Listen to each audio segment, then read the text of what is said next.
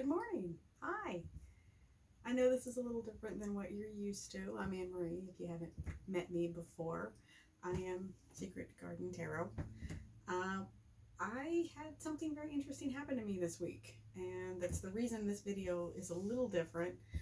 Simply because I had one of my viewers, and I won't mention her because she might not want me to, but you know who you are, wants to know, and she actually put it to me in a very different way. She said, how do you know how to interpret the cards? You're just flipping cards. How do you know? And it got me thinking. I actually made notes, which is not something I normally do. I don't really sit in front of the camera like this. The short answer is I don't know. And I'll get into that into a moment. But let me just back up a minute and tell you that I am not a professional reader. I don't do this for a living. This is not at all what I do for a living. I do this to use what I have. And I know that sounds very vain, but if I can help people, I'm going to try. So let me get into this.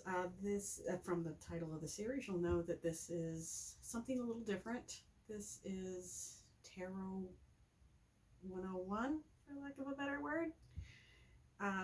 It's certainly not a master class. If you want to learn the cards from a master, from somebody who absolutely does this for a living, there are a bunch of readers on YouTube. The Irish Gypsy, Ramblin Mike, Jolie. They are fantastic. Maggie I've used and watched for years. She's fascinating. She does this full time. This is her job. So I'll link their channels down below, and certainly check out their other readers. Certainly read them out. There's enough room at the table where I can't say, don't watch them. I'm absolutely 100% fans of theirs, and will be very honest, they are far better at it than I am. But the question that was brought to me was, you're flipping cards, how do you know? How do you interpret them? And the short answer is, I can only speak for myself. There are far different ways, far different interpretations, different shuffling styles, different decks, different spreads. I'm having a little bit of time struggling here. I apologize. I'm not used to sitting in front of the camera. I'm used to just being a set of hands, and I'm kind of fine with that. So I made notes, and I'll get into that. If you're not familiar with this, I'm actually going to go through a little bit of history. If you're a regular watcher, I do not traditionally use for the primary readings, the Rider-Waite. I have a box of other cards. They're full of amazing illustrations based upon these. These are the traditional. This is the Rider-Waite deck. So if you've ever seen somebody on television or in a movie, you'll probably see this deck. This has been around since the beginning of the 20th century. So these are very familiar illustrations. These are very familiar, just visually familiar. So you'll see a lot of these if you watch a lot of television or movies. This is more than likely going to be the deck that you see. So we're going to be using this for educational purposes. So a little bit about the Rider-Waite or tarot in general. I'm going to grab my glasses because, like I said, I made notes, which is a little different for me. Welcome to the Rider-Waite. 78 total cards, broken up into two sections: the major arcana and the minor arcana. And the minor arcana are 56 cards broken up into 4 suits, and they are based upon the traditional playing cards. If you've ever played poker or gin rummy or anything that's a card game, that's what this is based on. And they run through ace through king. Again, this is the traditional Rider-Waite. It was published originally first in 1908. All right, second page. However, divination cards have been in use possibly from as far back as the 14th century in Western Europe. These are what I would consider divination cards. They are used for the purpose of introspection and in some cases prediction. That's how I use them. It's an interpretation of energies. The minor arcana comprised of four suits, each representing, again, I'm a little nervous, so please forgive me, each representing the 4 elements and the 4 types of signs of zodiac. Wands, I'll show you what they look like. I should have put these in order, but I didn't think of it. Wands represent fire, which are the signs Aries, Leo, and Sagittarius. This suit represents passions within life. They're fiery. You can obviously light a wand on fire. And if you've ever heard me talk about the Ace of Wands, I like to think of this as a match out of a book or a box of matches. And in some illustrations, it's actually lit on fire. Not in this case, but it represents a passion within life. The pentacles, and in some cases it's called discs or coins, represent earth signs, Taurus, Virgo, and Capricorn, and these are representative of financial stability. They are stuff, material things. So house, money, job. It can be, representative of how you make your cash. This I like to think of as, this is the Ace of Pentacles, a lucky penny. You've heard me, if you're a fan, you've heard me refer to pentacles as very solid, traditionally round, traditionally large, traditionally metal. So you can take a big metal disc and put something upon it. You can't really necessarily do that with emotions or passions or thoughts. So this represents stuff. These represent financial stability, and you can take a big round disc, again, a big platter, and put stuff on it. Money, cards, pens, paper, stuff, and you can pick it up and you can take it with you. So these do represent solid stuff. The third set are the swords, which represent thought, communication, communicating a way of thinking, and these are the air signs, Gemini, Libra, and Aquarius. These are words, these are thoughts, these are thought processes, intellectual energy. Again, in a lot of cases, these swords can be very, very sharp. Particularly these two, and the ace. These represent, at least how I read them, thought processes and getting rid of negative thoughts. If you get a lot of swords, you're getting a lot of information from somewhere. Be it from another person. It can represent communication, somebody speaking to you. Not really much letters. That tends to be more the wands, but communication of thought. And the king, the queen, and the ace have, at least in my experience, particularly sharp swords. They communicate very well. Let's put it that way. Um, yeah, the ace can represent a new way of thinking, getting rid of negative thoughts, and I'm trying to think how else to put this. I should have done a better job at my notes. I apologize. We're all learning. Again, this is not what I do. It is a thought process. Perhaps, again, it's more information. It is a thought process. The fourth and final suit is water. These represent the water signs, cups. There's this actual suit. Cancer, Scorpio, and Pisces. These are emotional. This is an emotional journey. The ace, this is often referred to as the Holy Grail. The king and the queen are the most emotionally intelligent people within the deck.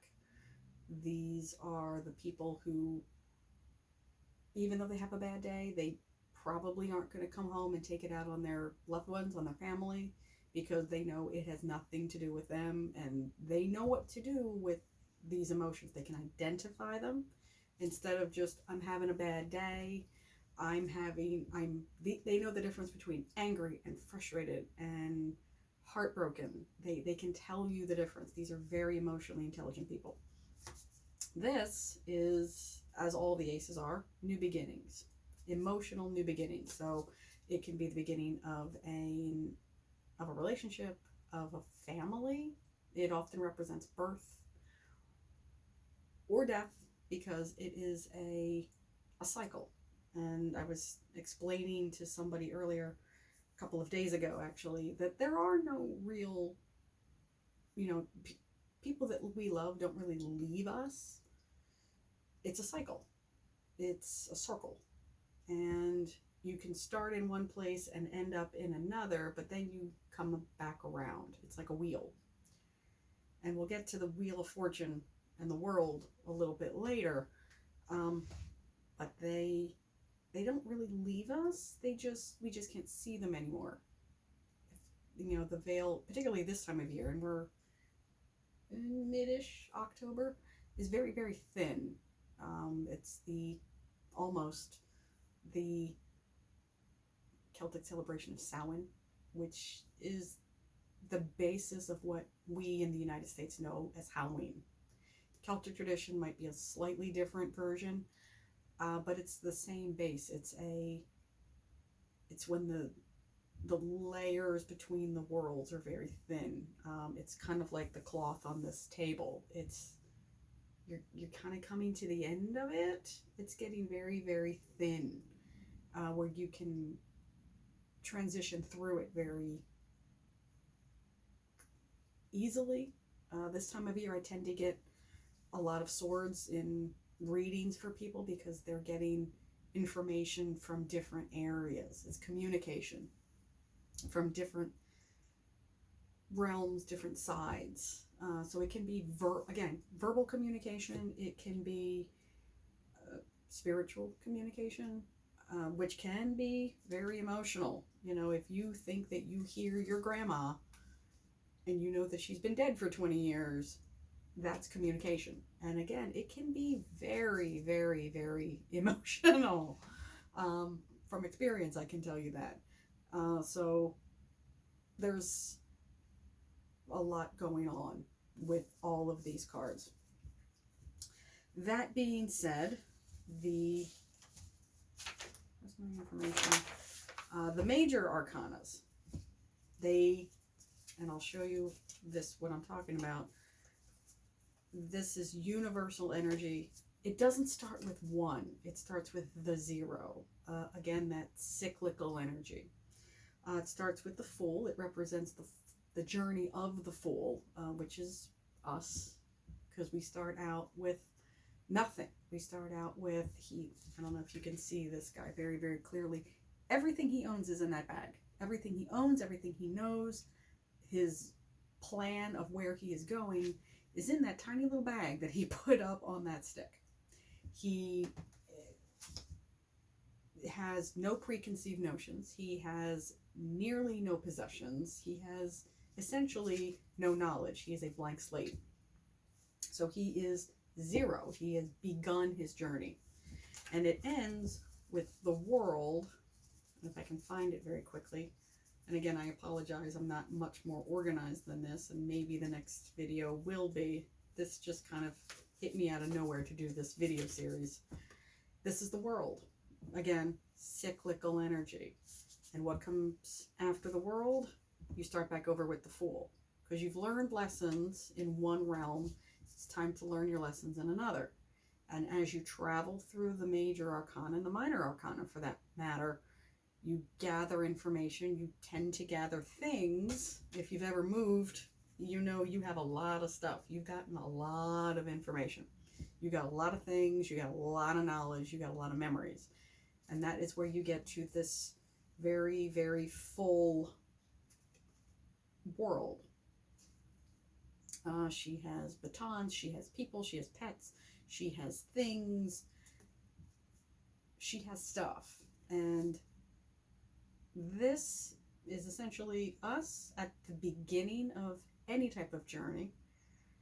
This is us at the end. But if you will notice, those circles have closures. They have big red ribbons at the top and the bottom. So they have a beginning and an end. And once you've gone all the way around, in this case it's a wreath, it's time to start back over. And it is very indicative that they are very similar in shape. The zero and the wreath, vice versa, because they are the same, essentially. And the major arcanas represent universal energies, life lessons. As we mature, again, we gather knowledge and things and people and new ways of thinking and new ways to communicate. Obviously, in the last 30 years, there's an entirely new digital way to communicate. And in the last few months, we've learned that in spades. Kids are learning digitally. People are communicating digitally. They're learning things online. They're not even really chatting with each other. This is the only way that they communicate. So we always gather new stuff. That being said, how does the tarot work? And again, the short answer is I can only speak for myself.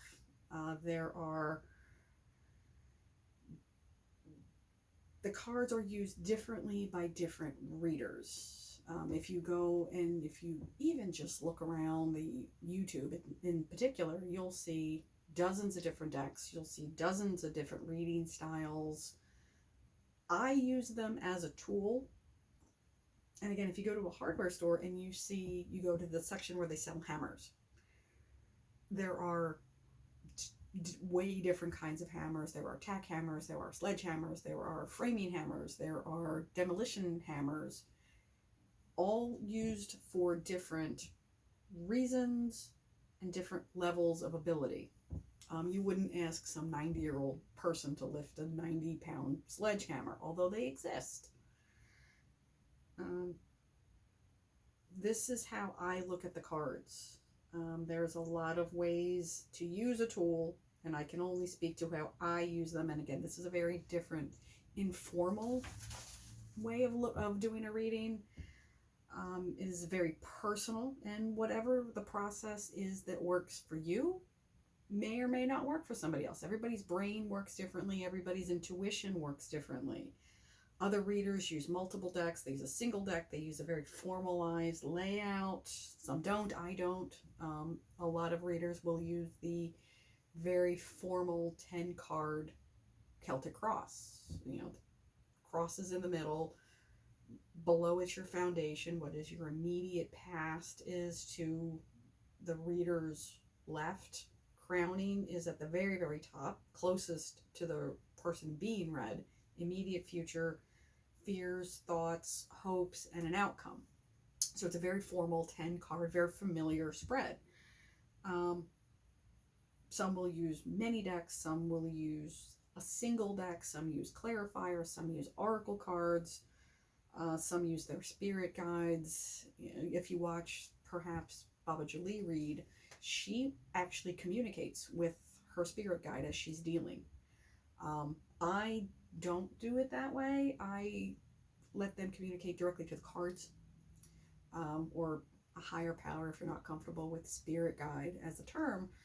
I will let the cards fall out as they are intended to. Some people will deal off the top of the deck. Some people will flip through and deal through the middle of the deck. Some people will deal from the bottom of the deck.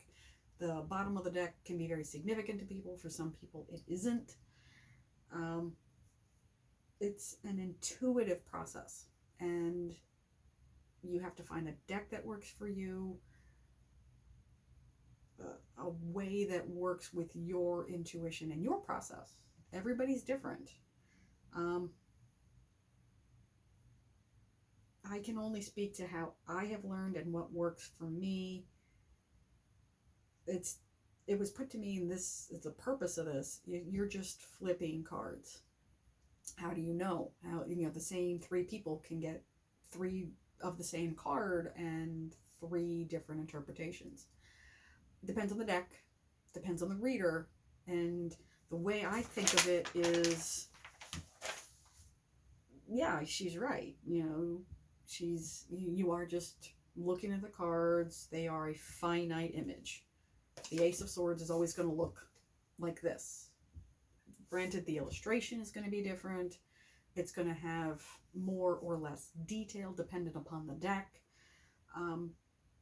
But the only way that I can explain it from my process is if you've ever known anybody who's told you, or perhaps you've done it yourself, you've read the same book over and over and over again. One of my favorite movies is You've Got Mail from the 90s with Meg Ryan and Tom Hanks. And as they're getting to know each other, she says to him, I read Pride and Prejudice every year at Christmas. And if you have somebody in your life, or again, perhaps it's you, the book doesn't change, the reader changes. It's about interpreting, and you may, and sometimes very often, get something very different out of the literature. And in this case, it can be a book, it can be a movie, it can be the cards each time. I have looked at these cards, and I've got a box of them, of different cards. And if you are a regular viewer, you know that I bring out, I like my Mocha Tarot, my little tiny mini deck, the Rider-Waite, there's a ton over there.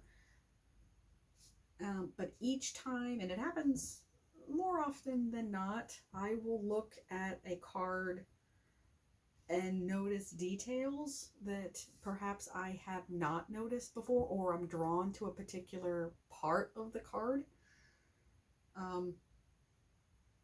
Again, the cards don't change, the literature doesn't change, but if I read this card for three different people, for three different readings, I might be drawn to the crown, or the sharpness of the sword, or the laurel wreath around it, or the details within the cloud, the very rocky terrain that is at the bottom with the water flowing underneath it.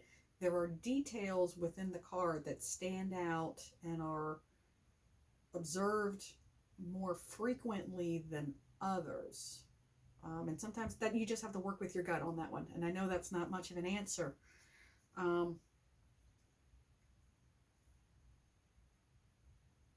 But it's what I got. It's the only way that I can explain it. And again, if I am not a professional, if you're looking for a master class on how to interpret or read the cards, I can kind of walk you through each deck, and that's the plan of this, is to walk through and see, get you more familiar with them. And if it inspires you to become a reader and pick up your own deck and becoming familiar with the information, that's wonderful. That is absolutely great. Each deck does, or at least it should, come with a small booklet that gives a meaning to each of the cards, that explains a little bit about the artist behind it. Definitely read that. If you want it, you can certainly go through and get a notebook. I have one. I've got tabs and stickers, and it's been demolished 100 times. Go through and just get your own interpretation of the reading of each card. Go through, if you wanted to break it down into suits, the major, the minor arcana, and just say, this card reminds me of ... This is the card that means the most to me because... And again, it's personal. It's not a, there's a generalized accepted meaning of each of the cards. But that really depends upon the reader.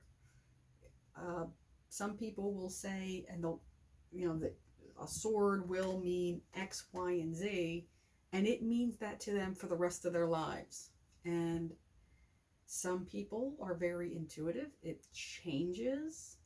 And I know that's not very clear. Each card has individual meanings. Yes, the swords in general represent the air signs. They can represent communication.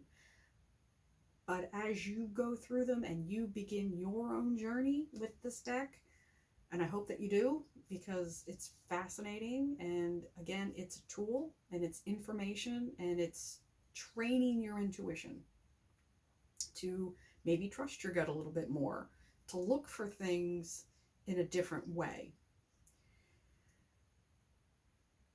Just some people are very by the book. The Ace of Swords always means new communication. It can, and that's a completely valid way of reading them. Some people are more intuitive. I'm more intuitive.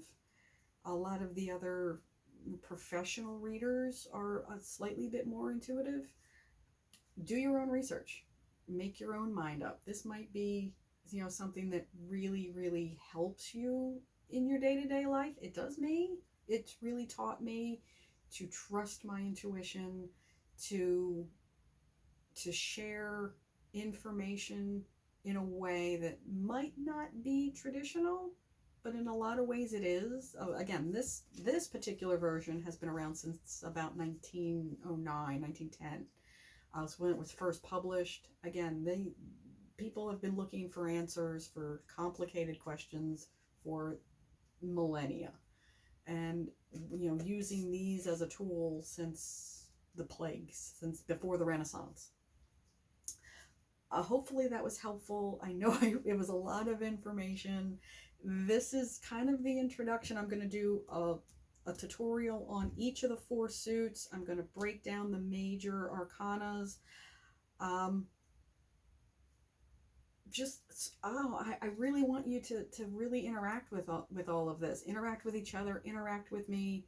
Please let me know what you think. If you have particular cards that are way off meaning, because what I get is, that card doesn't mean X, Y, and Z. Well, it does to me. And in my experience, when that card comes up, this tends to happen. Or this tends to be the type of person I'm dealing with. When I see this card in combination with other cards, this is what the outcome traditionally is. Again, it's very personal. It is very interpretive. It's a lot like reading literature. The books never change. The books don't change. Shakespeare has been the same words for 500 years. Poem, it's about interpretation. Like a poem, it's about interpretation. It's about the reader more than the words. Hopefully that's something that you're getting something out of and will get something out of. I'm still going to be doing the regular readings. I'm still doing the special Harvest Moon reading on Halloween. I'm going to, try to do as much of an education as I can on this. I'm going to really deep dive into each of the suits and then the majors. I'll look forward to chatting with you. Have a wonderful morning. and I'll see you next time. Bye, family.